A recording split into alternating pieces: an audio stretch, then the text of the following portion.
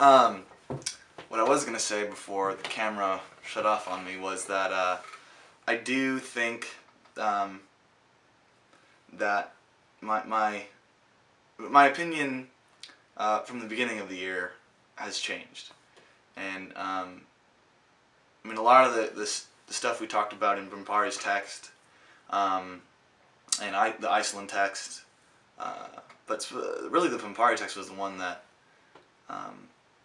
Because there's so many stories. There's it's human stories, and you see like this almost this rainbow assortment of all sorts of different types of people and circumstances that these people are in, who are in poverty, and you know you appreciate it a little bit more. It's not so much just homeless people or people who don't have a job.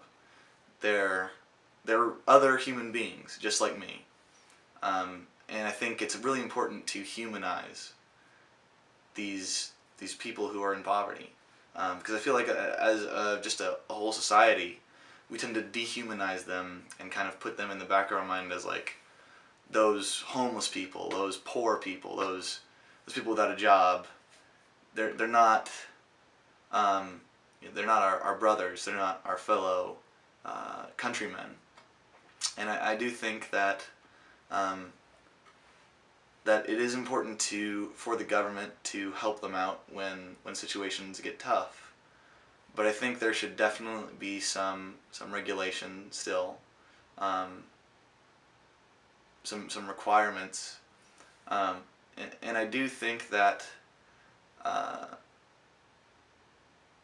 as a country we need to be a little bit more generous with our own time. Um, not just necessarily our money, but with helping each other out in not just our neighborhoods and not but in the larger community. And I think this project has really kind of helped me realize that anyone could fall into this situation. Um, we watched a documentary that I think Mr. Olinger wanted to show, but we'd already seen it in Sonora's class. But anyway, they tell some stories of people who are in poverty and why they're in poverty, and why they're below the minimum wage and stuff like that. Um, and they have different various reasons, and some of them are on their way out of it and some aren't.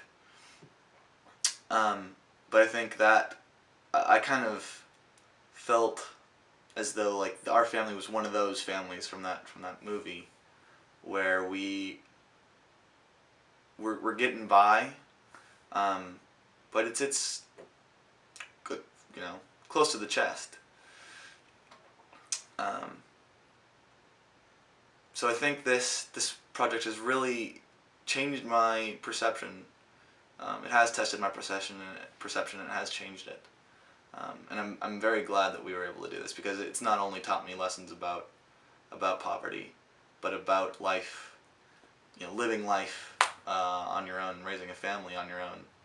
Um, and it's definitely given me a little bit of a reality check, which I think all teenagers should have to do something like this, where they, even if it's not studying poverty, just for the sole fact of figuring out what you need to do to feed a family when you're the provider. Um, and I think that's something that's really important and can help out a lot of people to maybe avoid poverty. Um, to spend wisely, to do what you need to do to provide for your family. Um, and I hope that my other classmates have been just as positively affected by this as I have. And I'm very thankful that I was able to be in this class and have this opportunity to participate in this type of project, because I don't think other kids get to do this kind of thing. And I'm very thankful for that. So, thank you.